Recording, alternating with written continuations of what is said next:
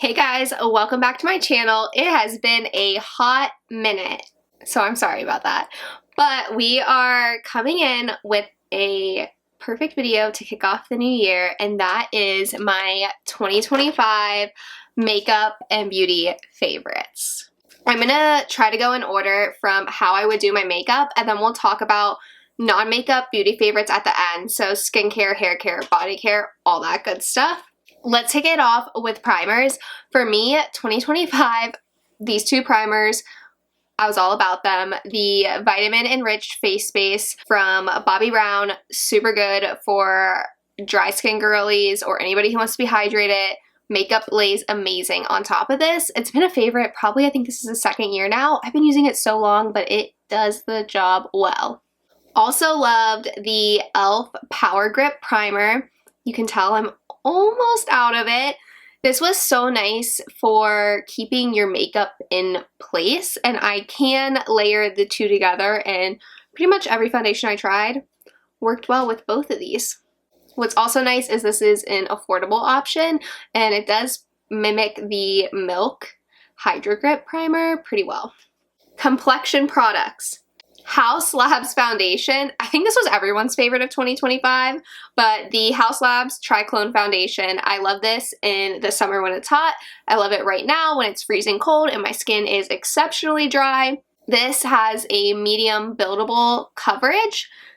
Fantastic. I liked to pair it with the Kevyn Aucoin Sensual Skin Enhancer. I want to say this was one of my favorites last year. I just think this is so slept on, and I haven't found a formula that's similar to or better than this for full coverage that gives you a natural finish. It really is a skin enhancer. This is fantastic. I use it all over my face, and it can cover very well. This is high coverage. Two bronzing products. One is the Milk Makeup Contour Stick. I loved this all year round. This is in the shade Stoke. I use this color year round and don't have a problem with it. Now this is a contour, but I feel like it does great at both contouring and bronzing. You can layer bronzers over it. So honorable mention to Shade and Illuminate from Tom Ford, because I would layer that with this in the summer if I wanted more extra bronze. In terms of true bronzers, I love and have loved this for years, so you will be familiar with this if you've watched any of my videos. This is the Hourglass Luminous Bronze Light Bronzing Powder. Clearly I love it. It's almost gone, and I will be repurchasing. Blush is a hard category because I love blush, so I've tried a lot, and I love cream and stick blushes. However, my most used, and you can tell when you look at them, is the Merit blushes, in particular the shade Beverly Hills. So it's a nice light, it's kind of getting washed out here, blush. It's very radiant, dewy, like the color is coming straight out of your cheeks. I will say honorable mention, and probably my new favorite color, is the shade Archival. This just came out recently. So that's Archival here. It has more of like a berry tone, I would say, than like the peachy shade, but I love these. These were my most used blushes. I also really loved the Haus Labs blushes, and in particular the shade Glassy Hibiscus. I can use this year round. I think it looks great winter, summer. You can see there's a lot more color payoff, so there's a lot more pigment. So those are the Merit ones, and then this is Haus Labs. It's also a lot dewier. So when you use powder blush on top, it does stick nicely and has some longevity to it. Honorable mention also goes to the Pat McGrath blushes, specifically in the shade Sunkissed Seduction. Nobody talks about these, but they're fantastic. Here is Sunkissed Seduction here. This was everything and more in the summer. It looked so good when I had a tan. I have pulled it off a little bit in the winter, but definitely it looks good when I have more color in my skin. This, again, highly pigmented, so different from that more natural finish that you would get from Merit, but truly incredible. Highly recommend. Talking about brows, I feel like it's hard because I've only ever used and continue to use the Anastasia, Beverly Hills, Brow Wiz, and Taupe. So this is really just a lifelong holy grail. I wouldn't even say it's just going to be my favorite of 2025. You will be seeing this until I guess it gets replaced, but We'll see when that happens. My most used powder and favorite powder of the year definitely is the Hourglass Veil Translucent Setting Powder. This is fantastic. I tried a couple of other powders throughout the year, a couple pressed powders, the one size loose powder. Always went back to this. I think it does a great job setting without making you look too cakey and dry. Hourglass just knows how to do powders so well. I had two favorite highlighters in terms of formulations. The first is the Merit highlighting sticks. This is in Cava, the Day Glow Highlighting Balm. Balm is the perfect way to describe these. They kind of like, they sit actually nicely on top of powder, or you can do them if you like to do like your creams and liquids first. These are very nice. So Cava is like a nice sheer highlight, and then we have Bounce, which is definitely my most worn, and it's more of like that pinky gold undertone.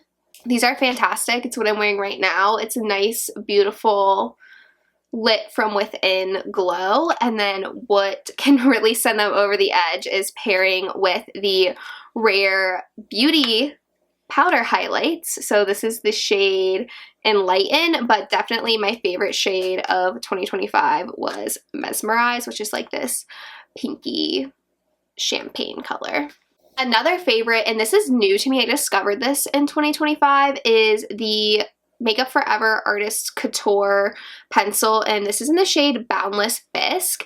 I have been adding this to every eye look I do on my bottom lash line, or my waterline. I feel like it just makes you look awake and not tired. It really completes the look. I do like to warm this up though on the back of my hand first because I feel like the application's a lot easier. Speaking of eyeshadow, it is so hard to pick one palette or just one eyeshadow grouping, honestly. So I had a couple. Definitely used the Natasha Denona I Need a Nude palette year round, especially summer, fall. This is such a great palette. It has amazing mattes. The shimmer shades are fantastic. There's like glittery ones. There's more metallic type finishes. You kind of get everything you need in this, and it's definitely very bridal, I would say. Another palette I used a lot of, I got it I think towards the middle of the year, is the Painted palette, and this is, again, a fantastic palette. I love all the browns. The shimmer shades are fantastic. They blend easily. There's great color pigment. Definitely those two were used a lot. And then in general, I don't have one particular palette or color story that I would say over the others. Maybe Nude Dip, but the Tom Ford eyeshadow quads are, in my opinion, some of the best elevated eyeshadows. I like the ones that are more of that caviar finish, so they kind of have like this almost sheen to them, but they don't look shiny and sparkly on the lid. Like caviar finish, I think, is the best way to describe them. I wore this particular one all the time in the summer. I do want to give a shout out to Makeup by Mario, the Moonlit Ethereal Eyes palette. I pretty much use this anytime I was doing a cool tone eyeshadow look. This is a gorgeous palette, and he does good shadows. I don't necessarily put them up there with like your Natasha Denona or Pat McGrath, but they are very good, and I think especially for that beginner type makeup wearer. Also in terms of shadows, Patrick Ta, these duos, I ended up buying almost all of them. Glitter from these is insane. I'm wearing one right now very, very lightly. I will say there is fallout, so when you do your eyes with these, I would say do your eyes first and then follow up with your rest of your face. Mascara was so easy to choose. Ilia Limitless Lash Mascara in black. This was the star of the show for me in 2025. I wore this as often as I possibly could. I tried a few other mascaras, but I love this, and I'm definitely going to be repurchasing. I'm almost out. We'll see if something else slides in 2026, but so far, love this in 2025, and I'm going to continue to use it. Lip pencil of the year was also a very easy decision. MAC lip pencil in the shade Whirl. Just absolutely was my favorite. I've worn it pretty much year round. And it is just fabulous. I feel like it's almost a Your Lips But Better type shade. I just think it's so gorgeous. It is a more traditional lip pencil, so it has that pencil finish. It's not that creamy, super easy glide formula, which I kind of prefer these, not necessarily for the application process, but because they are much more long lasting in my opinion. In terms of lip colors, I had a couple. Kaja is always my favorite, the Kaja lip stains that look like little keychains. And then I did really enjoy Summer Fridays again this year, always that brown sugar shade, and that looks great with Whirl, by the way. But these are new to me in 2026, and those are the Lawless lip glosses. So I have two shades, so Velvet, which is more of a traditional gloss. It doesn't have shimmer in it per se. So that's Velvet there. And then I also got the collab that they did with Love Shack Fancy. So this one is in the shade Bloom Heirloom. I'm not sure if these are still out, but this has more of a shimmer to it. So it's right there. It's like a nice light pink. If these are not out and you think that you would like this, let me put a little bit on my lips just to show you. See, I mean, that is insane. I would say a runner-up to this, and that's really close in color, just off the top of my head, I'm thinking is Sweet Mouth from Fenty. But anyway, love these. I think these go on your lips so well, whether they're nourished or super dry, and they make them look nourished even when they're dry. They do have like that slightly tingling sensation, nothing crazy. It's not like the Too Faced lip injection. I have three setting sprays that I loved. The first two are from One Size, so obviously everybody I think loved the Until Dawn setting spray. If you are looking for longevity, this is it. And then towards the second half of the year, Powder Melt from One Size. I have been using this like crazy, especially this winter, because with dry skin, you know, even if you want to powder for longevity, it does kind of stick when you have that dry skin, and I feel like this helps melt the powders, make your makeup look like skin, but it also helps with those dry patches that can be particularly difficult to deal with. Also, of note, MAC Fix Plus. I like to use this anytime I'm doing my makeup for the most part, but even in the middle of the day, if I have a full face all day long and get a chance to touch up, I will refresh with the MAC Fix Plus. This is a tried and true, it's been out forever, but I particularly liked it this past year. Let's move on to skincare. Couple of products here. I really tried to keep it small this year and not just talk about anything willy-nilly. So, moisturizer. The Tatcha Dewy Milk Moisturizer takes the cake for me.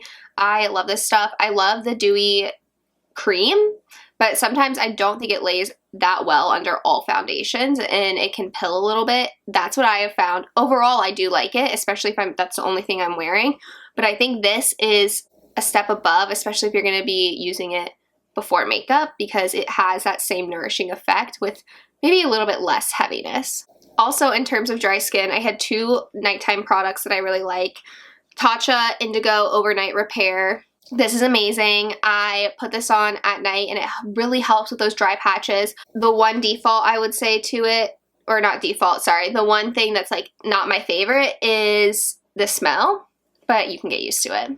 On extremely dry skin days, I like to use the Exoderm for Eczema and Dermatitis Flare Control Cream. I want to say this was in one of my videos where I said best skincare for winter. So maybe I've been using this more than a year. But I love this, especially when I get those dry, flaky patches. I'll put this on at night in conjunction with all my other standard skincare routine, and this really helps combat them. I feel like I could use this 3 days in a row on those dry patches. Bam, dry patches are gone. My last skincare favorite for the year was the Pharmacy Green Clean Cleansing Balm. This is so good. I tried a bunch of cleansing balms this year and I kept going back to this. It smells amazing. Oh, would help if I took the plastic out. It smells so good. It has a great texture and it does not irritate your eyes, which is something I was looking for, and I feel like it really does get all the makeup off. There was a few I tried this year, that was not the case, but this guy did it. He did a good job removing all the makeup. On that shower or washing theme, I'm gonna move on to hair care. I've tried a lot of shampoos this year, and usually I don't feel that strongly about them. My hair is not too particular. It's kind of on the dry side because I do bleach it, but the Pureology Hydrate shampoo and conditioner line has by far been my favorite shampoo and conditioner that I've ever used. it does such a good job. It's like a deep clean on the hair. So you really don't need to use this every night. I try to do like every other, and maybe if I need to, use like a different shampoo that's a little lighter in between. And then to rehydrate those ends, the conditioner works fantastically, smells amazing. I think these are probably my favorite shampoo and conditioner I've ever used. I also really enjoyed the Salt Air Golden Hour Oil Infused Nourishing Body Wash. This is so good. I love the Sol de Janeiro body wash, but I just can't. I feel like it's a little bit overpriced, but the smell is amazing, and so I tried this instead. I don't know how similar they really are, but I think this is such a great scent. It lathers really well, and it's not too stripping on your skin. So I have gone through so many of these this year. It was definitely a favorite, and I was pairing it with my now favorite body butter, which is the Saltaire Body Butter in Golden Hour. This is the perfect, not too rich, not too light, hydrating body butter that you can just put all over. And I like to pair it with another favorite of mine from the year, and that is the Osea OC, the body oil, the Undaria algae body oil. I might have totally butchered that, but either way, I will make a little concoction of these two, and it, especially right now in the winter time, just absolutely nourishes my dry skin. I love them together. They don't smell similar, but somehow I think the scents work together. So, and we have 2 more products left, one more hair care, and that is the Way hair oil. I have been trying to make sure my ends are hydrated, but I don't love leave-in conditioner sprays because I feel like sometimes they can make it stringy or like almost like there's a film over the hair. So what I've been doing is towel drying my hair and then doing all my skincare, letting my hair dry a little bit, and putting a couple pumps of this throughout the ends of my hair. And not only does it help with the little flyaways and frizz, but I wake up once my hair's like fully dry and it's nice and soft and nourished, and it smells amazing. So I highly recommend this oil. I'm going to try different oils throughout 2026, but I did discover this towards the end of the year, and I've been using it every time I wash my hair. Last product is a perfume. This is the Burberry Her perfume. I love this scent. I pretty much solely wore this scent this year, with the exception of maybe a few occasions I wore a Jo Malone Sea Salt, I think it's called, perfume. Anyway, Burberry Her smells amazing. I feel like it is an elevated sweet scent. So I know there's notes of jasmine, violet, musk, probably a couple other things in there, but if you like the Polo, it's in the pink bottle with the green horse. This kind of reminds me of that, but in a more mature, elevated way. And I think it smells great year round. Summer, winter, spring, fall, you name it, I have been wearing it and I freaking love it. So that rounds it up when it comes to all of our beauty favorites. I will try to do some more long form content.